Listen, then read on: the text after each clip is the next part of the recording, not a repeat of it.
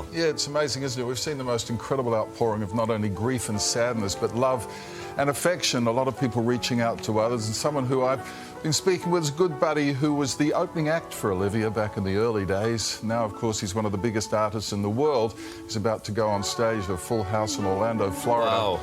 It's a very big g'day to Michael Bublé. Michael, how are you, son? Good to see you, mate. Good morning, friends. Good to see you guys, too. How are you? We're okay, mate. Michael, Australia stopped and cried when we woke to the sad news. How did you hear the news, and what was your initial reaction to the passing of the great Olivia Newton-John? I heard it watching you, and it broke me, man, because I love you, and I know you, and I knew her, and it just really was moving to me how honest you were. I told you, I wrote you, because it just, and I told you what I think I told you was that your emotional, the way that you sort of were grieving, and you weren't afraid to do that, is a testament to the love that you have for her and all of the things that you have said and all the things that you haven't said. And she's a beautiful lady, man. We're in a business in a world full of cynical, sometimes dark people. And once in a while, once in a generation, a person comes along who is born or given such privilege, and they understand with that privilege comes a responsibility to lead with goodness and kindness and empathy. And she is this massive star, and she touched everybody that she knew, including me, including you, your whole damn country, the whole damn world. And as a Canadian, you know, we have those kind of people in our country, and we celebrate them and lift them up. And I can't imagine how deep the sadness is, but at the same time, how proud you all must be, how you must be celebrating her legacy, her life, not just what she did, but how she did it. And it was very cool for me to be. Thank you for inviting me, because I love this. I love that I get to be a small part of a woman who had such a big impact on so many people. Well, every word you've just said is 100% true, Michael, yeah.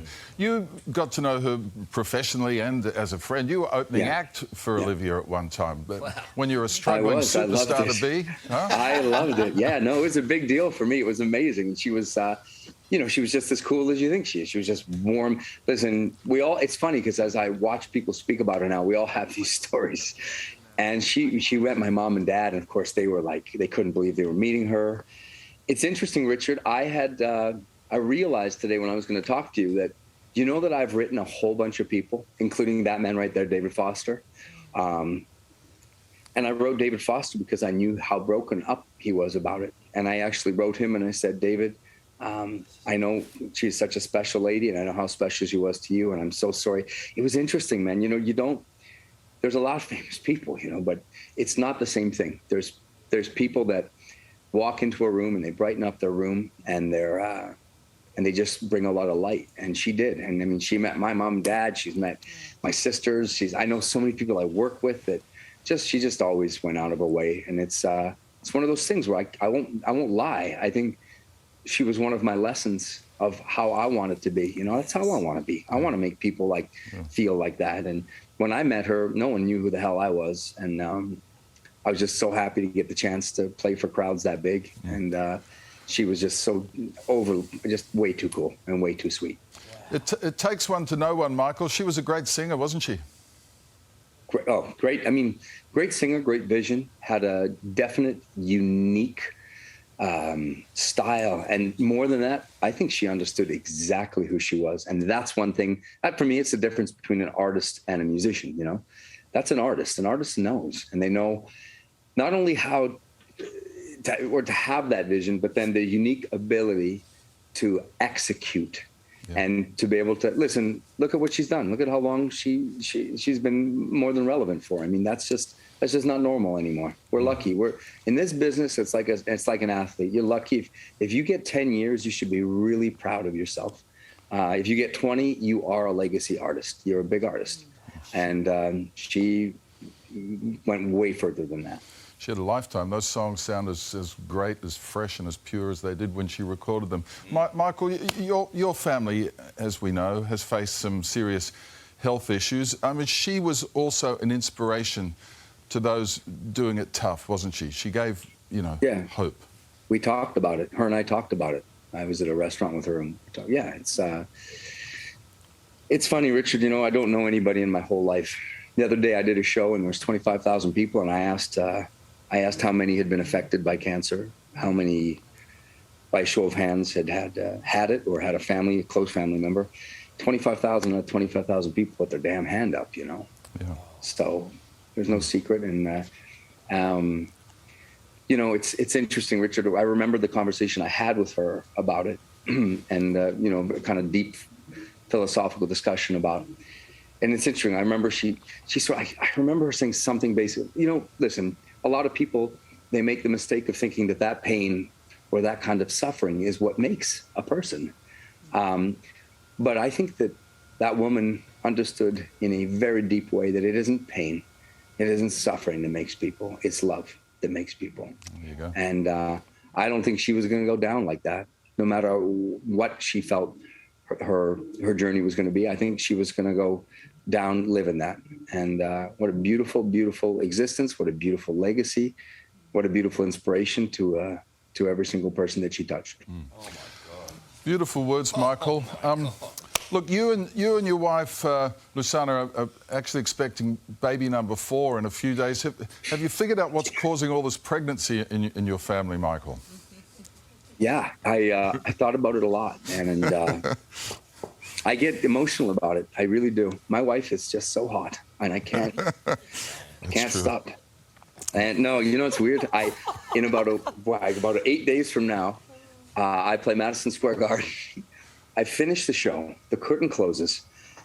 I jump on an airplane. I land in Vancouver at 3 a.m. and I believe at 7 a.m. we are scheduled to go. And because it's a C-section, it's not something that's guesswork. So it's going to be a beautiful, what a wonderful night. You know, saying goodbye to, you know, whatever it is, 15,000 people at Madison Square Garden, and meeting my daughter a few hours later will be pretty exceptional. Yeah.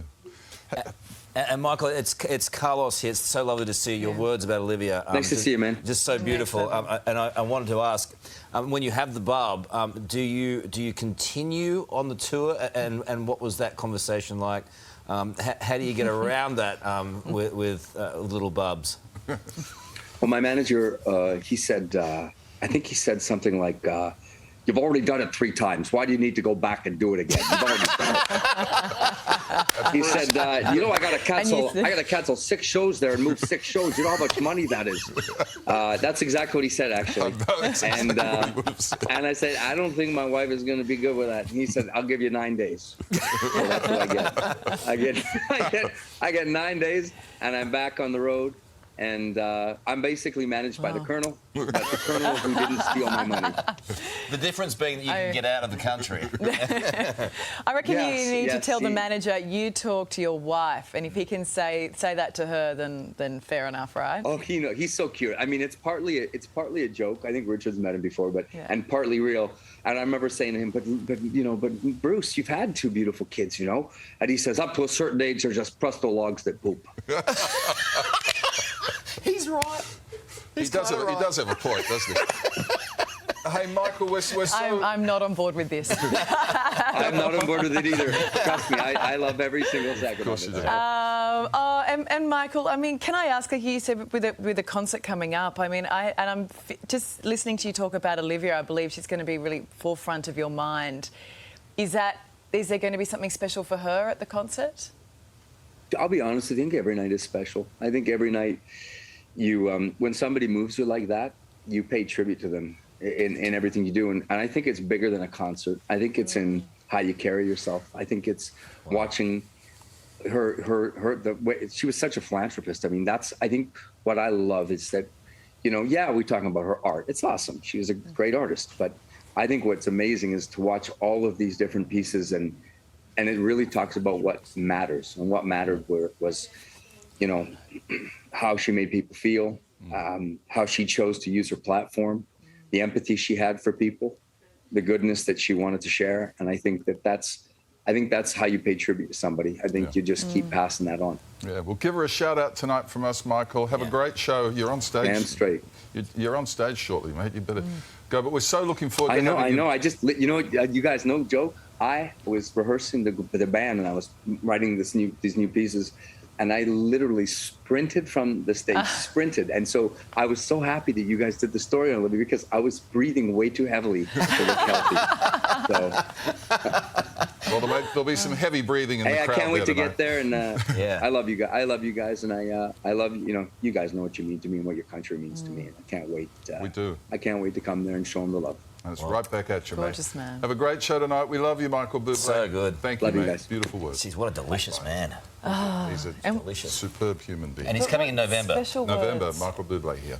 Yeah, beautiful words. He just sums it up beautifully. Where, how can we get tickets to that, Dickie? You go to Ticketek, Karl. Oh, you come buy them, on. if there are any left. Or you're to have a mates little with chat Dickie. here to Dickie. All right. G'day, it's Ali. And Karl. Thanks for watching the Today YouTube channel. Subscribe now for brand new videos every day and exclusive bonus clips. Ali, say please. Please? Why? Please. I don't know.